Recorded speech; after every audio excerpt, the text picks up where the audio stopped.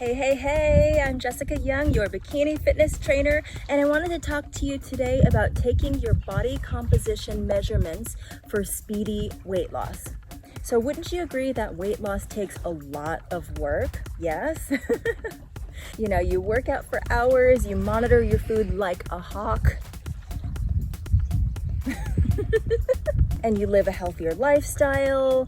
And then, you know, one day a cappuccino calls to you. It beckons you to enjoy it just one more time.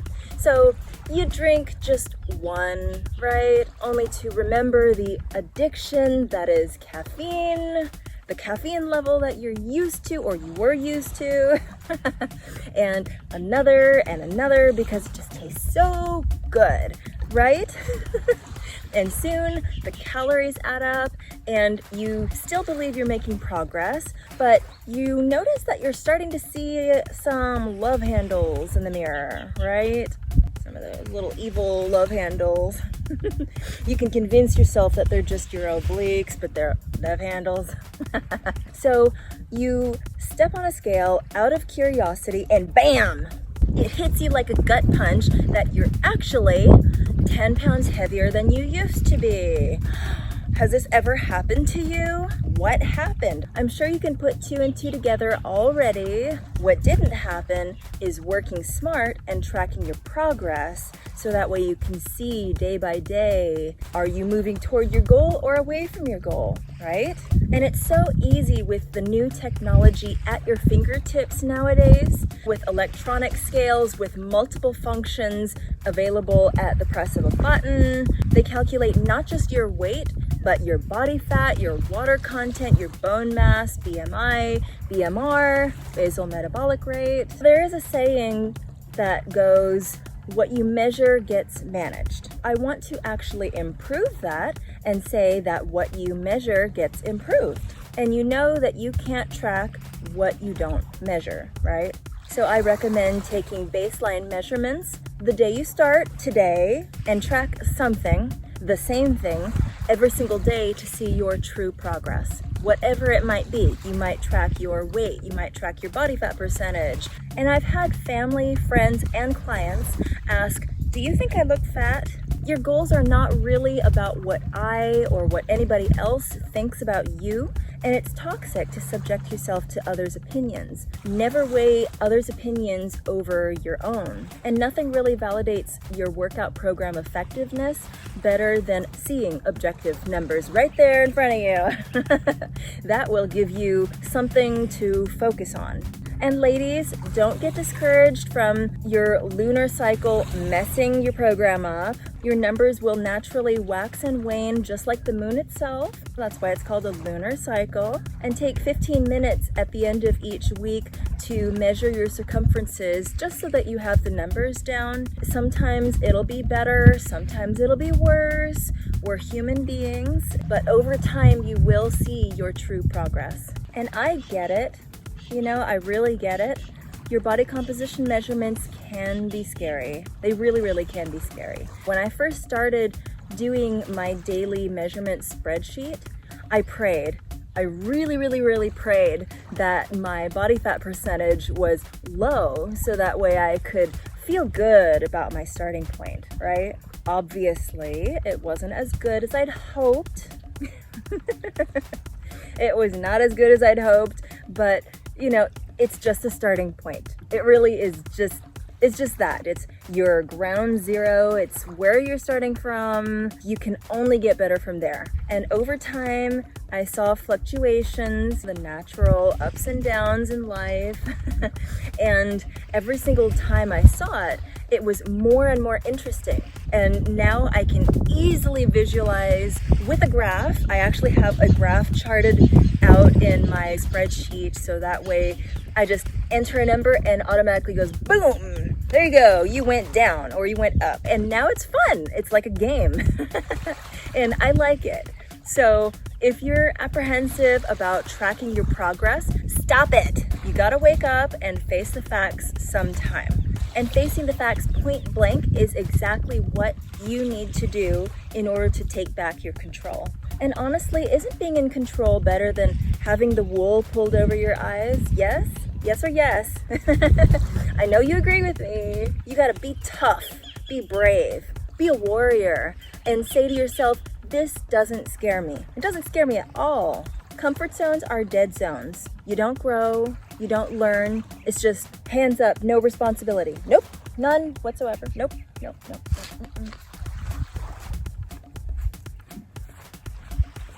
It's like going swimming when you know you got stuff to do. Tracking numbers is useful and eye-opening, but which numbers do you track? As I mentioned earlier, do the fast stuff at the same time every single day, every single morning. The most consistent weight that you have is first thing in the morning, guzzle 1 liter of water, wait 30 minutes, let it out, and then take your weight. Or you could do your morning routine and run around and get ready for work, because I'm sure that takes about 30 minutes. And then take your weight before you have any food, because the morning really is the ideal time to take your weight.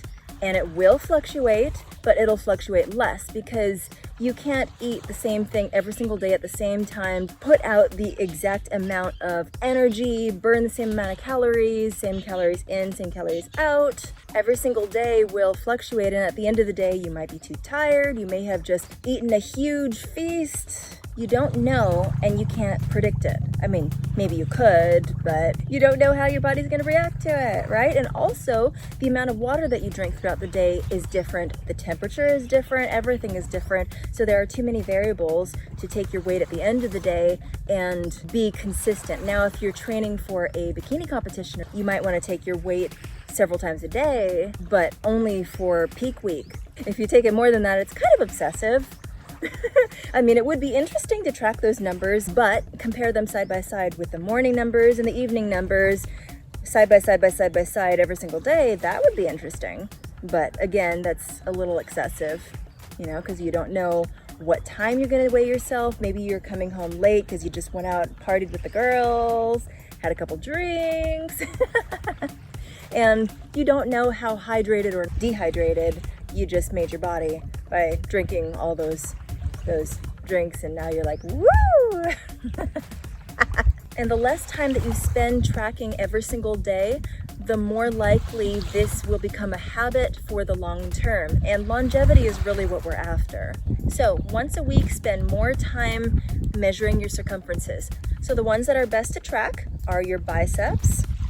So lovely tape measure. You can use the centimeter side or the inches side. I do inches just because it's easier to see in the mirror.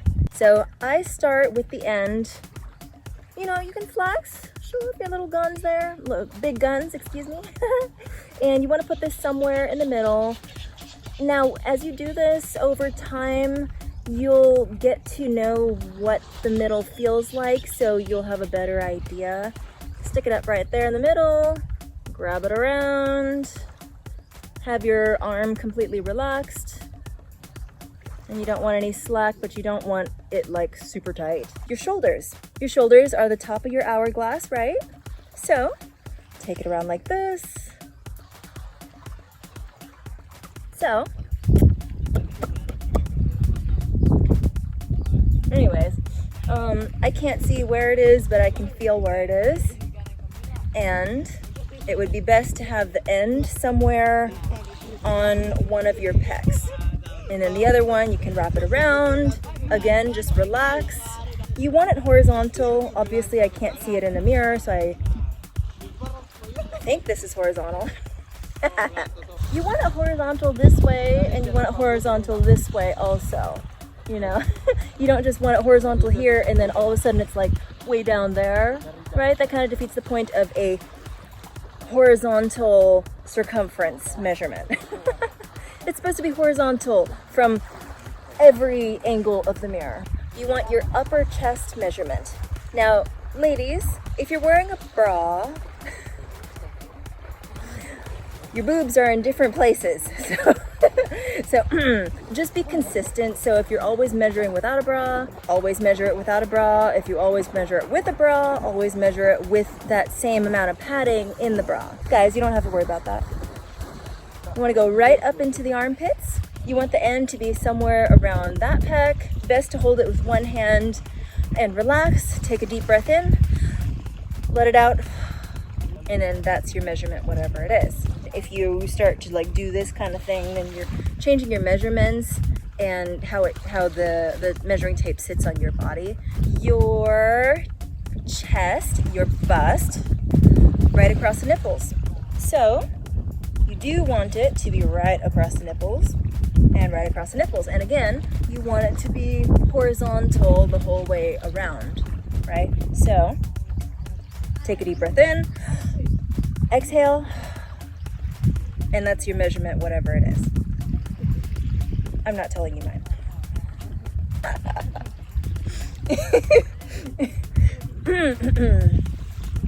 Your underbust. Ladies, we're very familiar with where the underbust is because what is on our underbust? The bra, right? Bra strap. The ribcage bra strap that we're all like, this is uncomfortable. It works better if it's slightly on the side, which means I can't see nothing because of the tatas. So definitely got to do this in the mirror. You want it horizontal, which again is pretty easy because we all know where the bra strap goes. There, and take a deep breath in. And whatever number you see in the mirror is your measurement for your underbust. Also great for wearing corsets. You'll need your underbust measurement for that. Okay, so the next three measurements, I have a special name for them. You've seen how we've gone so far, right? We've gone from here to there, to there, to there, to there, to there, to there, basically. So we're taking like baby steps all the way down your body, so to speak, or at least your torso. You don't have to do all of these, but I would recommend that you do. And they're just interesting numbers to have in your arsenal when you want to just whip it out and be like, oh yeah, I was that last year, and this year I just lost 2 inches right there. Yeah, I improved. That's kind of why I'm a numbers person. I love seeing all these numbers. The high waist, or some people call it the natural waist. Basically, if you feel where your floating ribs are, generally, everybody is different. Everybody it has a different shape. So for me, this works. You might look a little different than me. So for me, my high waist ends right at the bottom of my rib cage.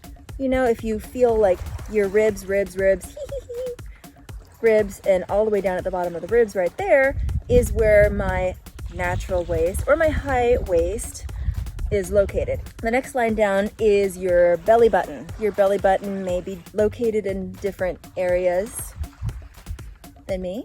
That's all I'm going to say about that. And then there's what I call the low waist, or you'll often see it in fashion terms, basically, is the high hip. So low waist, high hip, same thing. I call it low waist because if you're like me and you naturally have not a super flat lower belly, then technically it's more of a low waist. All right, so so your high waist, let's start with that. So basically just la la la, you know what you do with a towel. Just, you know, rubbing that there. Again, this is something that nobody wants to do, but it is helpful to see where you are right now. And again, horizontally, right? You want to put it somewhere on the side. And the reason why I say inhale, exhale is because when you exhale, your body relaxes into its natural state, right? When you inhale, you might be like, so inhale, exhale, just let it relax, let it go. Cross it over, see whatever the number is. Belly button, scooch it down a little bit. As far as belly button goes, you definitely want your belly button to be above your hip bones. If you start measuring your hip bones, technically you're going into the low waist, high hip area. So you want to be halfway-ish between your rib cage and your hip bones. And for me, it's only that. So honestly, my measurements are like boop, boop, boop, boop, and then my hips. VAVOOM!